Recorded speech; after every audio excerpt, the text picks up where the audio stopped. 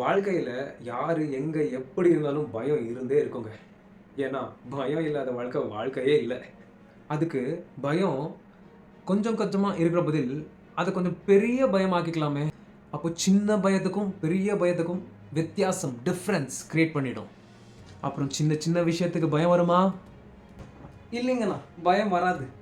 So சின்ன பயத்துக்கே பயந்து பயந்து வாழ்ந்துட்டு இருந்தா, த லெவல் ஆஃப் ஃப்ரீடம், சுதந்திரம், அந்த லெவல்குள்ள இருந்தா அவ்வளவு ஃப்ரீடம், அவ்வளவு சந்தோஷம். போதுமா? சிம்பிளா நீங்க பெரிய பயத்தை தொடர தைரியம் வந்தால் தானே உங்களுடைய சந்தோஷமும் சுதந்திரமும் அதோடைய அளவு அதிகரிக்கும். உங்களுடைய கனவு உங்களை பயம் காட்டுற மாதிரி இருக்கணும். அடுத்து நான் எங்கே ஆரம்பிச்சேனோ அங்கே வரேன், கன்ஃபியூஸ் ஆகாதீங்க. இந்தியாவுக்கு சுதந்திரம் வந்து 75 வருஷத்துக்கும் மேலே ஆகுது. அவங்க விட்டு போன மேலே அவங்க இங்கே இல்லை. சுதந்திரம் கொடுக்கறதுக்கு முன்னையே அவன் நல்லா பிளான் பண்ணி இங்கே நம்மளை எப்படி கண்ட்ரோல் எடுக்கிறது விட்டுட்டு தான் போயிருக்கான். சரி, அது எப்படி? நம்மளுடைய குடும்பத்திலேயே நமக்கு எதிராக திரும்புகிற மாதிரியான விஷயத்தை தான் இங்கே விட்டுட்டு போயிருக்கான். உங்களுடைய நாட்டு சுதந்திரத்தை உங்ககிட்ட இருந்து பறிச்சா உங்களுடைய சின்ன சின்ன பயங்களுக்கு இங்கே இடம் இருக்கா? நீங்கள் இப்போ வாழ்கிற வாழ்க்கை வாழ முடியுமா? முடியாது என்று நான் சொல்ல மாட்டேன், நீங்களே யோசிங்க. முடியுமா? சிம்பிளாக வார் பற்றியெல்லாம் நியூஸ் எல்லாம் பார்ப்பீங்க. எங்கேயோ என்னமோ நம்மளுக்கு என்னன்னு இருப்போம். ஆனால் எங்கேயோ நடக்கிற அந்த விஷயம் நம்மளுடைய தினசரி தேவைகளில் விலை அதிகமாக வந்து முடியுது.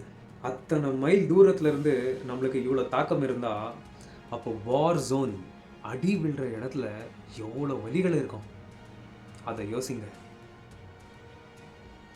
இங்கே அது நடக்கக்கூடாதுன்னா நாம் தைரியமாக வாழ ஆரம்பித்தாதான் அவங்கள அங்கே சரி செய்ய முடியும்.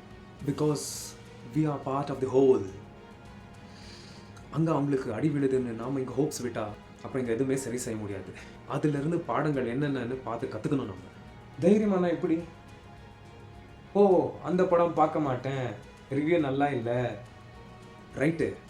அந்த படம் பார்க்க மாட்டேன், இந்த பாடம் படிக்க மாட்டேன்றதெல்லாம் விட்டு அதுக்கும் முதல்ல கண்ணு படும்ன்றதை விடுங்க, சந்தோஷமாக வாழுங்க.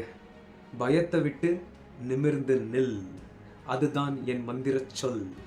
நான் சொல்கிறேன், உங்களால் முடியும்.